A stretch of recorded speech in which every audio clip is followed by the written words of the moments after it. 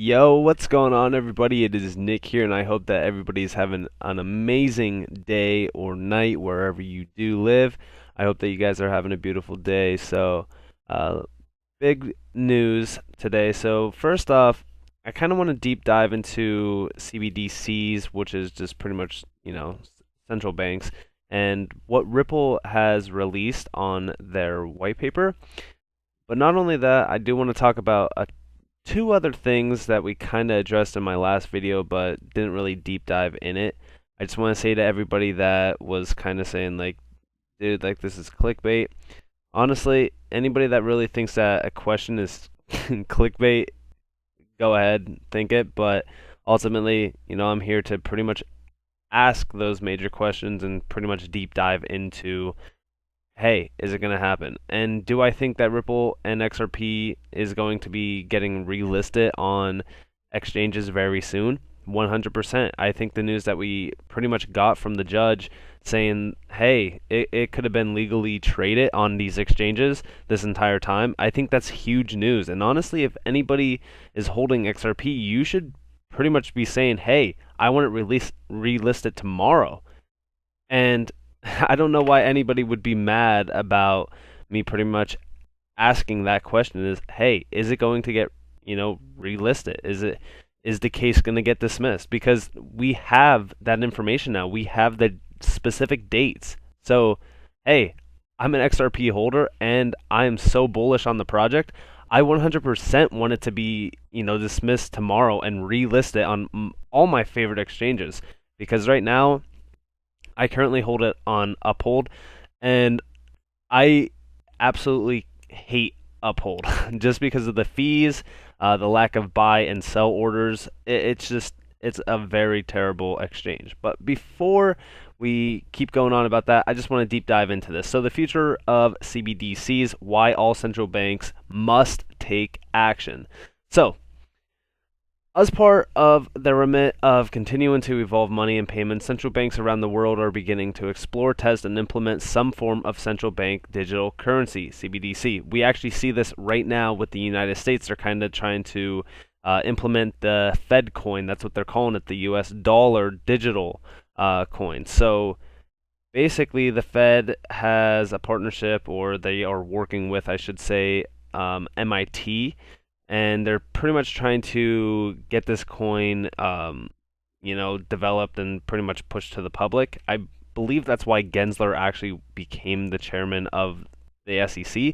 Is I think they needed him to pretty much add clarity to the digital dollar and pretty much work with them as a team to pretty much get that to the public. And I think we're seeing this a lot more with, even, foreign, countries as well implementing these CBDCs. And I think it is a good thing, but also a bad thing, ultimately, for a lot of digital currency out there that are trying to get into this game, like Ripple, for an example. But I don't think XRP is at the stopping point of just being, a CBDC. I think it has a lot more use cases than just that. But ultimately, let's continue. So, there are a number of reasons for the growing momentum behind offering sovereign backed versions of private cryptocurrencies. The rise of CBDCs. Through the power of blockchain technology, financial institutions are enabling seamless, instant global payments. Each central bank will also have its own motivations for pursuing a digital currency that will be driven by specific market challenges and opportunities. The nature of that primary goal, whether it's overcoming limitations of existing payments infrastructure, promoting financial inclusion, boosting competition, or fostering innovation, will determine the approach and technology of each CBDC. It is likely that we will end up with a world of diverse CBDCs, which makes interoperability critical.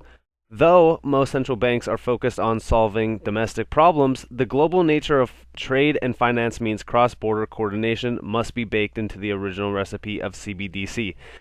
Right there is exactly what I mean.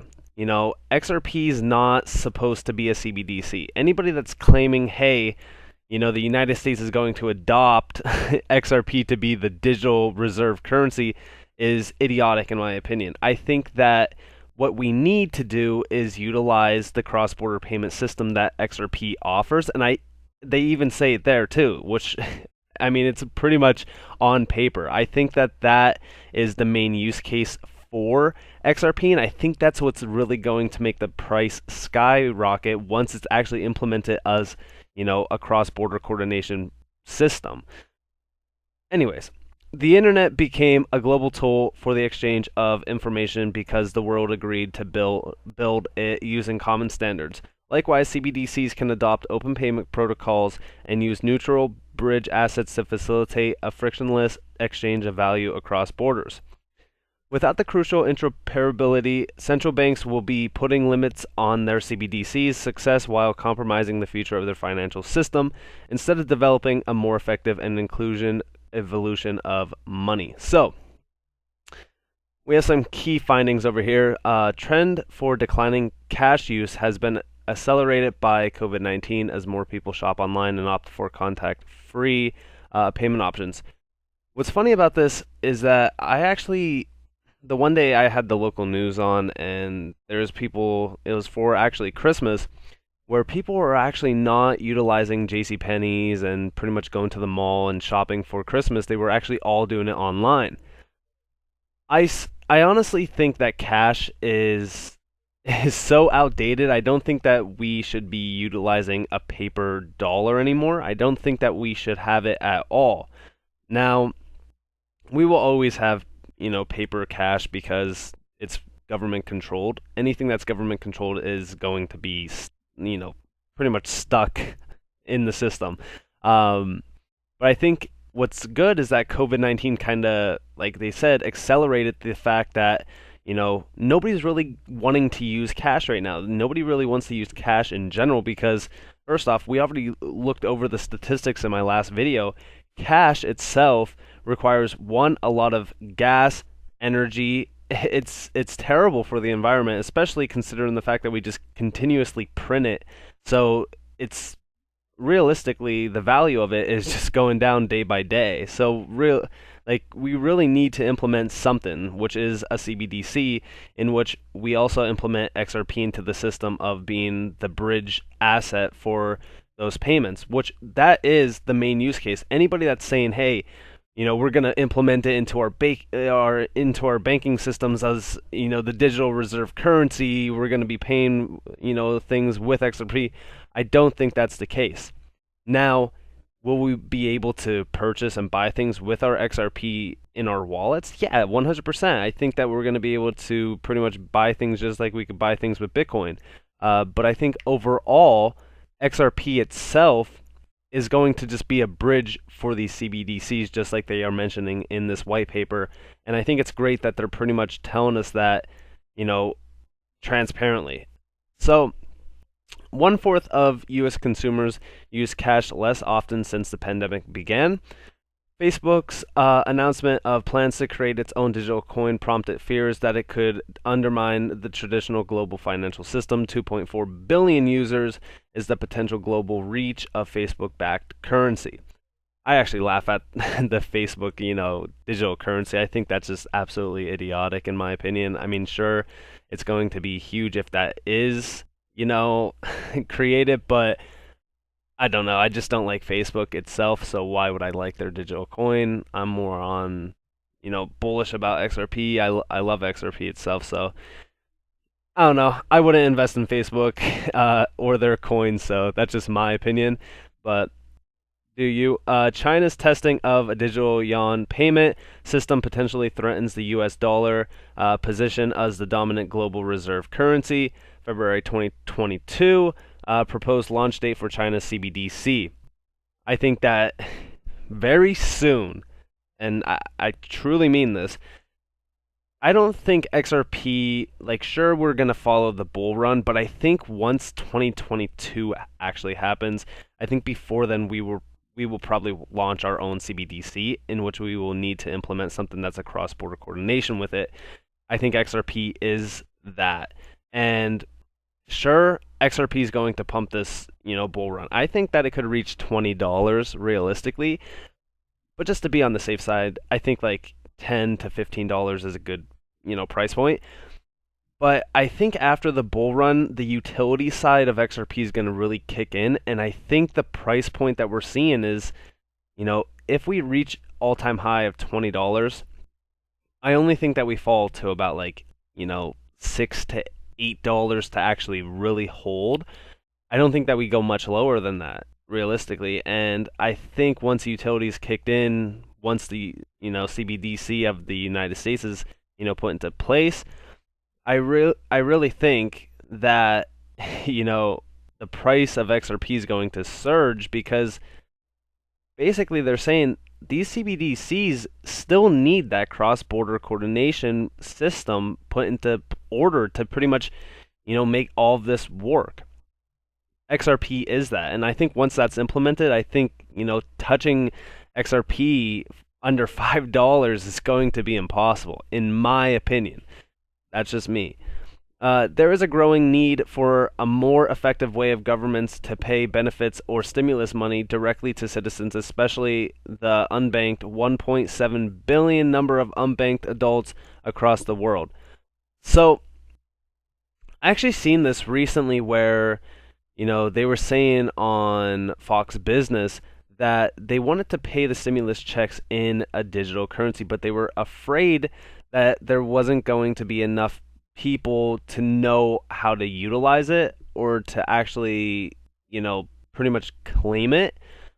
I think that's a growing issue right now where a lot of people are kind of, not tech savvy to the point where they even know that like crypto exists. But I think once we get everybody on board, and I think once everybody kind of understands it and gets pretty much a grasp about it, I think digital currencies are going to be the future. I don't think we need paper money anymore. I really don't, but I think it's still going to be a thing just for, government control, in my opinion.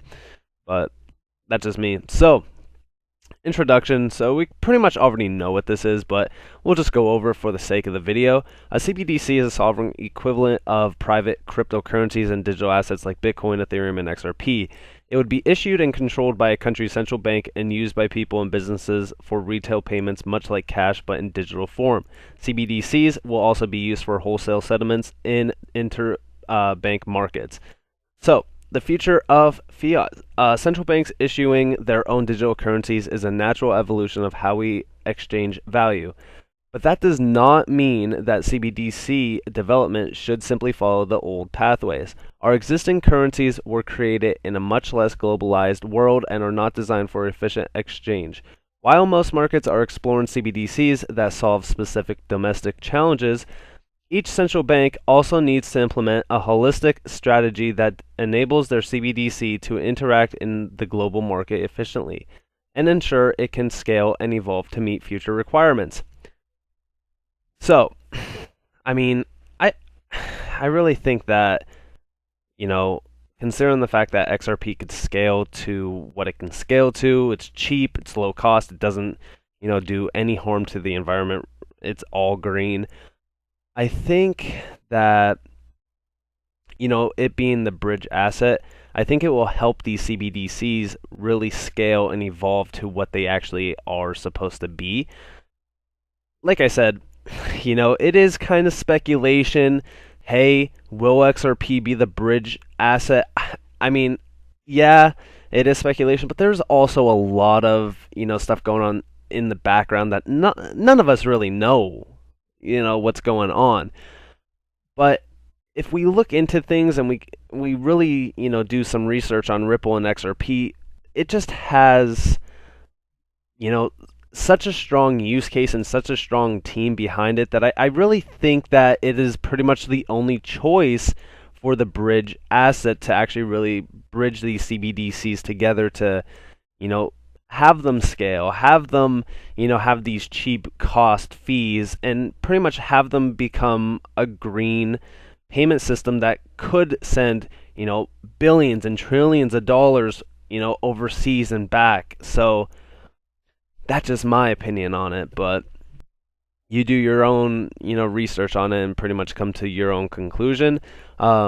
The main benefits of CBDCs: enhance existing payments infrastructure, increase the speed and efficiency of payments while reducing costs and failure rates. We already know XRP has 0 failures in its whole time of existing. Promote financial inclusion, increase access to financial services for under and unbanked populations, and enhance direct person-to-person payments. Encourage greater competition, reduce barriers to entry, and boost access to global markets through interoperability. Foster innovation, use advanced digital features like smart contracts and programmable money that will be the basis of a new financial service. And then maintain control, ensure central banks retain sovereignty over monetary policy, and will not allow alternative currencies to dominate the market. And of course, there's pretty much a graph here. So 80% of central banks are actively exploring CBDCs. This map shows a subnet of these countries. Again, a lot of these countries that I deal with, like for an example, Europe, UK, Australia, even like China and stuff. I work with these countries all day long, working remotely with my agency. The fees are astronomical. I honestly think that once there's like a digital currency set in place where we do have those bridges there built by XRP, of course, I think that it will help a lot of businesses, even small grade businesses, all the way up to enterprise and commercialized, businesses, really save money on fees, but also, cover those payments so quickly to the point where like they could scale at astronomical levels. I think I think this is pretty much going to be an incredible financial service that is going to be provided by Ripple to these CBDCs that realistically, like, you cannot say that this is going to be an absolutely monster of a cryptocurrency or even utility coin that also provides currency value. We already seen it from the judge themselves. They said, hey, XRP has the currency value, but also the utility that's better than Ethereum and Bitcoin itself.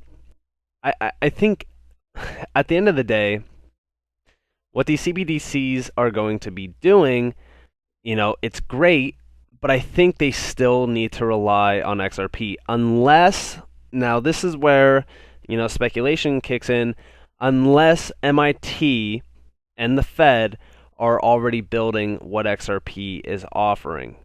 Now, does that mean that XRP becomes useless? Absolutely not. I still think that it will be widely adopted by foreign countries. I just think that, right now the US kind of needs XRP while they focus their, time on really developing this digital dollar. But nonetheless, let's move on.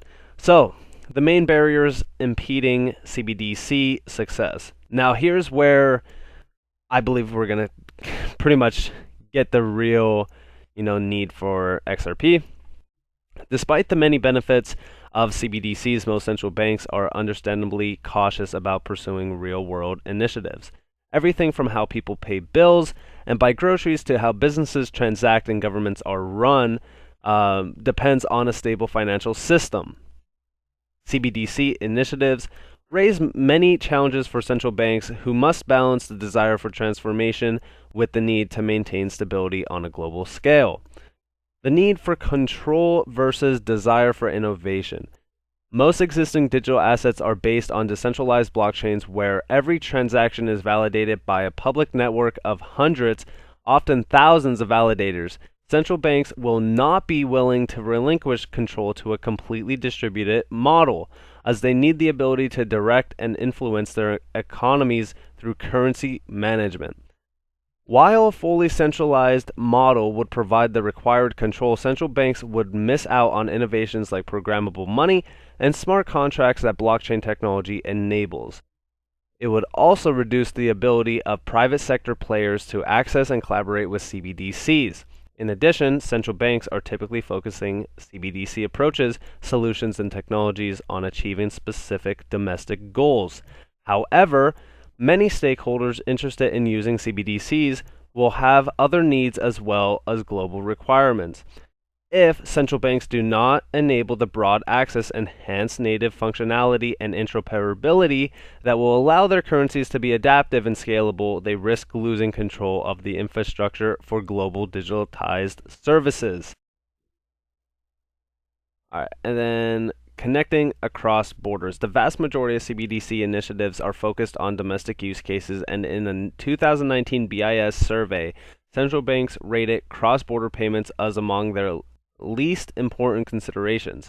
This may be due to the fact that typically central banks are not part of cross-border payment flows and do not have the infrastructure to deal with related functions like transaction monitoring and know your customer KYC, anti-money laundering AML checks. Having its CBDC circulating in foreign jurisdictions will also impact the central bank's monetary policy and liquidity management. Yet it is extremely short-sighted to overlook cross-border requirements just because these requirements come with additional challenges. In our globalized world, consumers and businesses will inevitably have a need to transact with foreign suppliers and vendors. CBDCs that are interoperable with each other will give those countries a competitive advantage, much like how being part of trading bloc benefits member nations. It will also take effect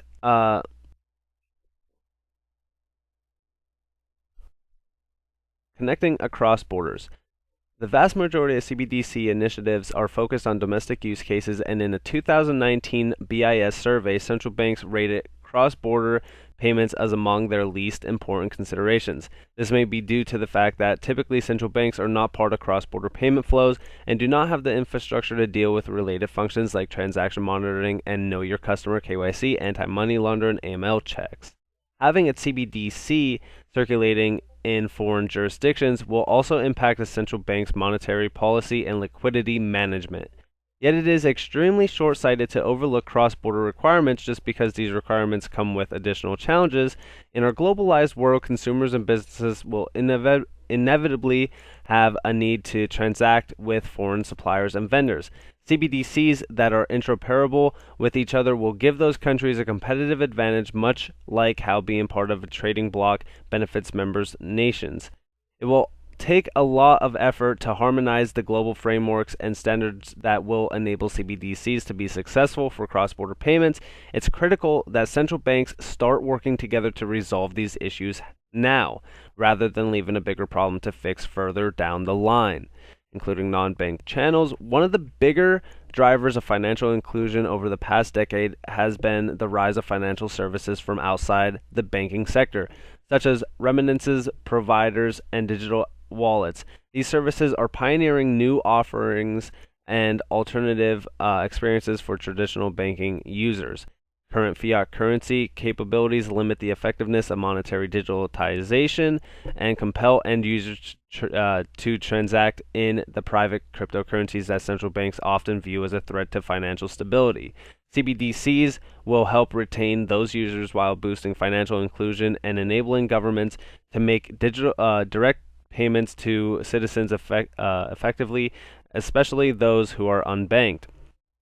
This will require central banks to provide non-bank participants with greater access to core payment systems and infrastructures than they currently offer. They will also have to start understanding the potential impact of this change on the role of commercial banks as gatekeepers to retail customers in order to ensure the continuous stability of the entire system. And then confirming identities. While many private digital assets make a virtue out of anonymity, the ability to identify CBDC users will be fundamental requirement for central banks. I think this is very important, just considering the fact that we've seen this with Bitcoin, where a lot of people were kind of getting arrested for a lot of money laundering. John McAfee was actually one of the people that got arrested for it, and I think that's one of the main reasons. As big as Bitcoin is, I also think that Bitcoin has a lot of negative effects on the crypto market as well, just because it's looked at, sure, as something that goes up constantly.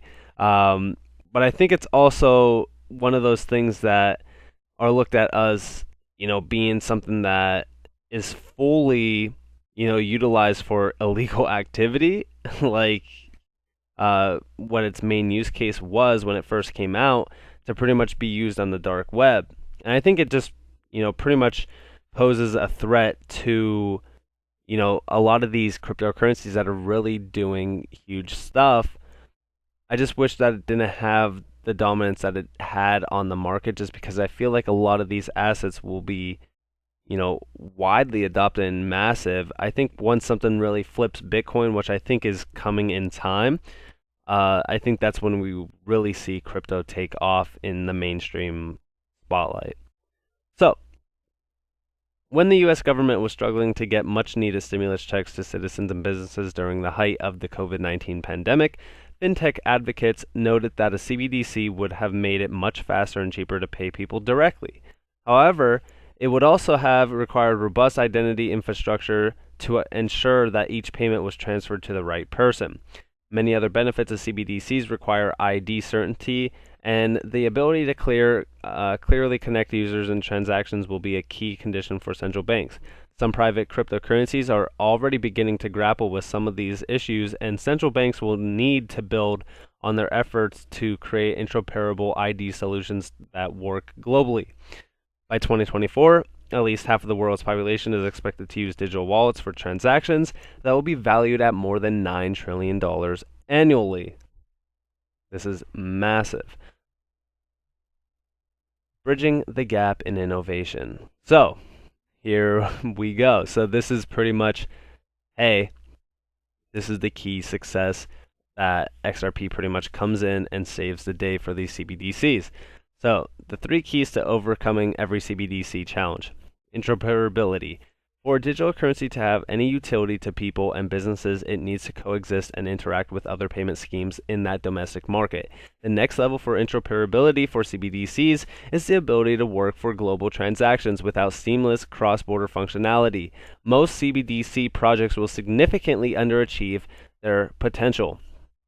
Just as the global internet thrived by early agreement on common protocols like TCP/IP, HTTP, and FTP, so too should central banks start coordinating on CBDC standards to cover basic functions, including transaction-level operations such as escrow and hash time locks, identity and addressing schemes, flexible routing to determine most efficient ways of transmission. This will allow CBDCs to connect with other domestic services as well as each other, thereby enhancing their utility, lowering transaction costs, and reducing barriers for new market entrants, while allowing each central bank to retain sovereignty.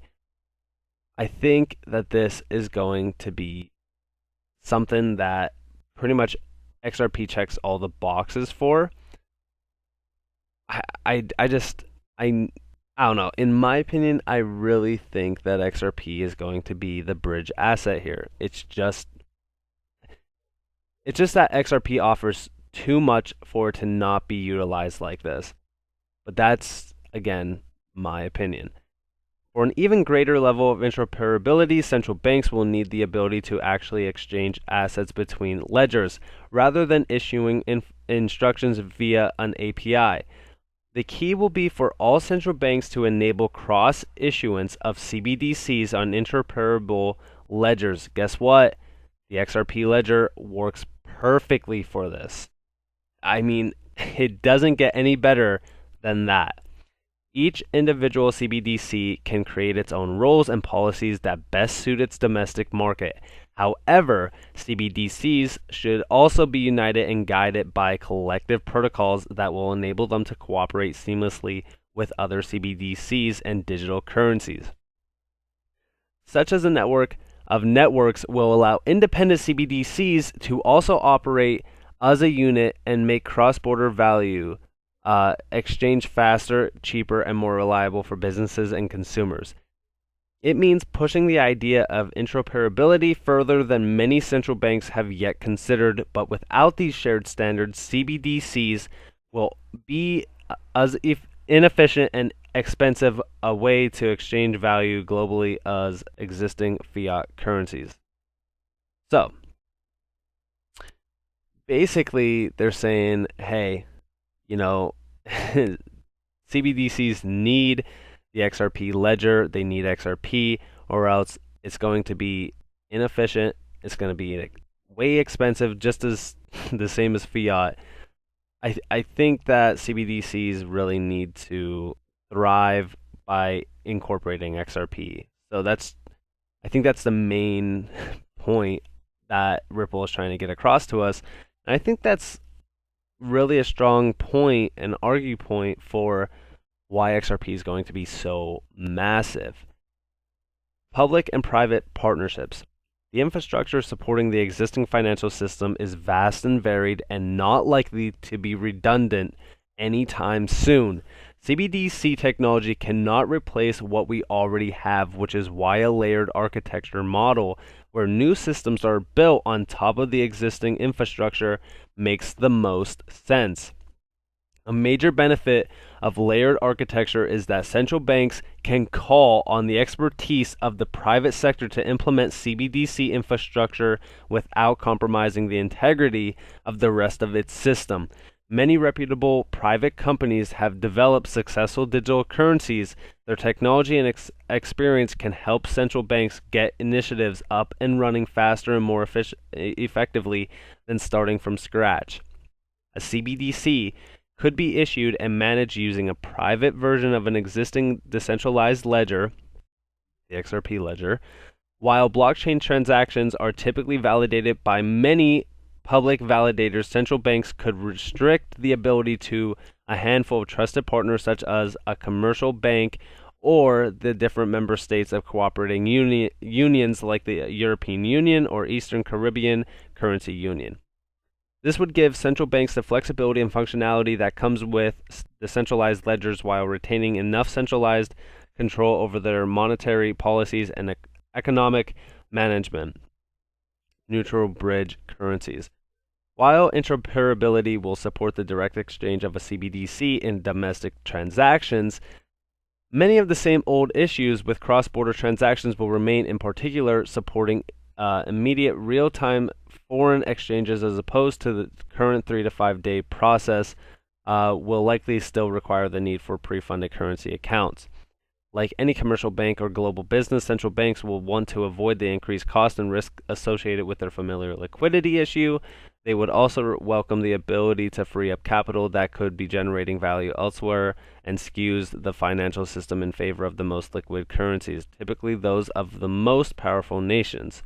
A neutral bridge asset can support healthy alternative liquidity markets that will allow for frictionless and cost-effective value movement between various CBDCs in real time.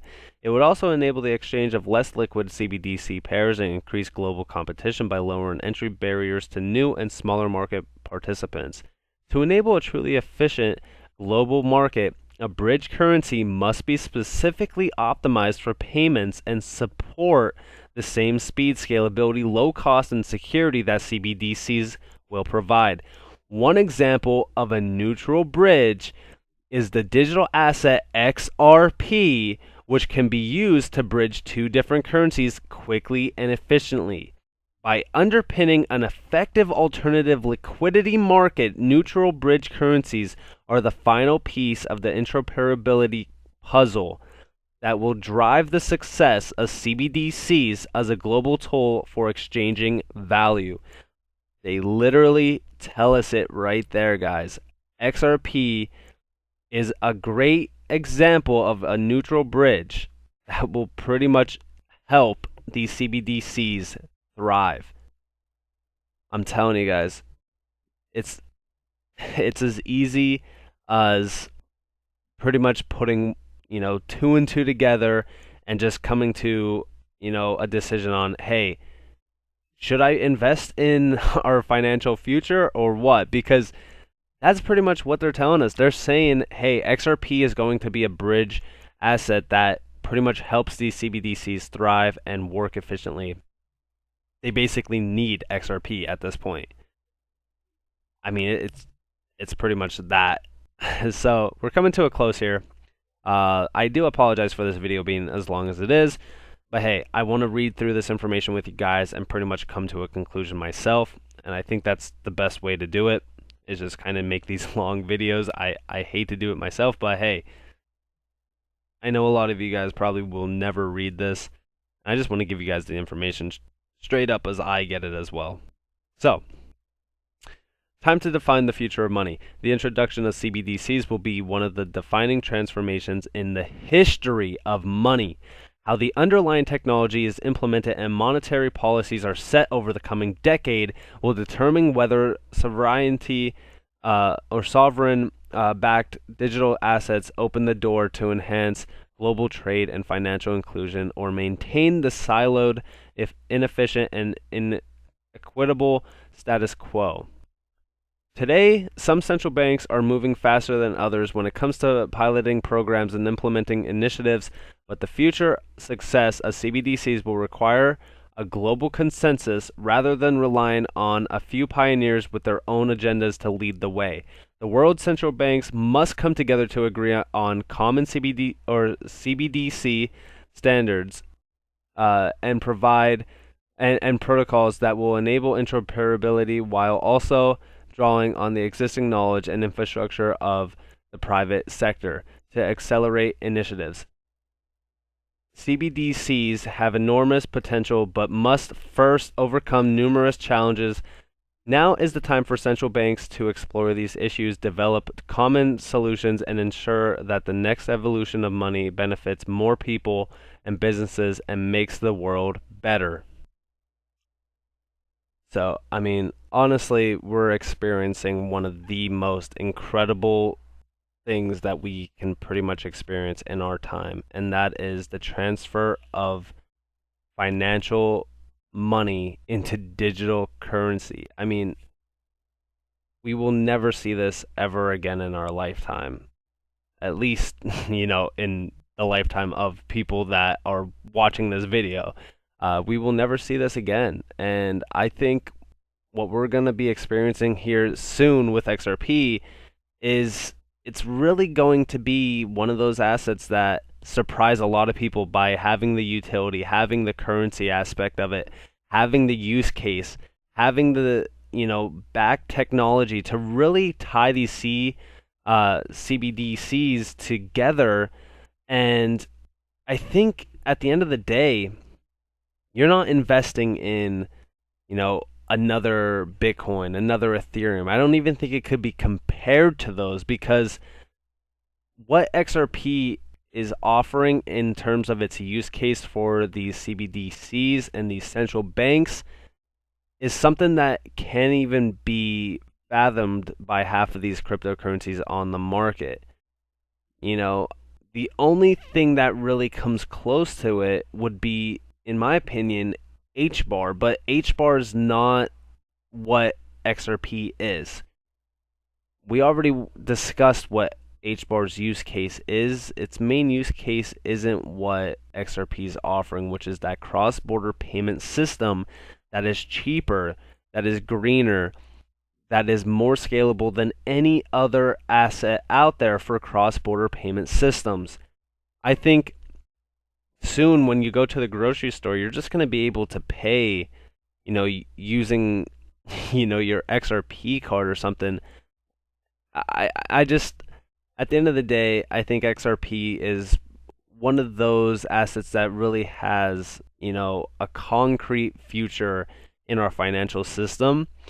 And I think it's going to be one of those names that we hear and know for a very long time. I think it could become a household name. And I really don't think that a triple-digit XRP is unfathomable. I just think that it's going to take time. I don't think that it's going to happen, this year or next year, but I think that a triple-digit XRP could happen within a 5-year basis. It all depends on its adoption. But nonetheless, guys, I'm going to cut it here. This video is almost 40 so minutes long.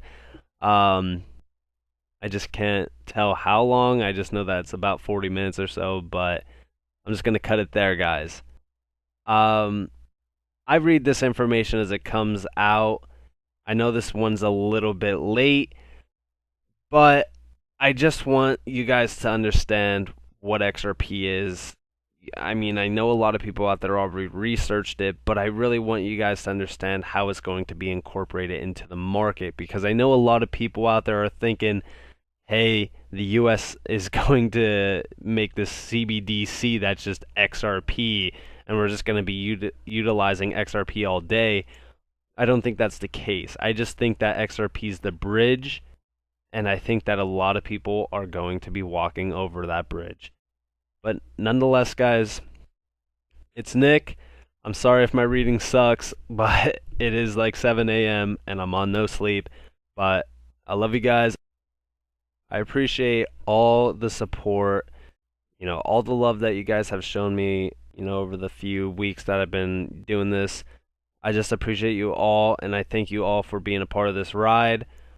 I look forward to the future, guys, because I think it's very bright with Ripple, and I really think that we're going to make a wave that is such a good, you know, wave to ride during this financial freedom of a coin that we're in.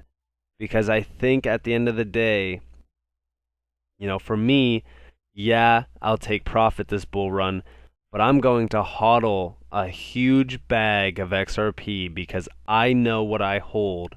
And at the end of the day, if you guys do not do your research, you will not know what you hold. Do your research, know what you hold, and hodl through. Nonetheless, guys, it's been Nick. I'll talk to you guys later. Peace.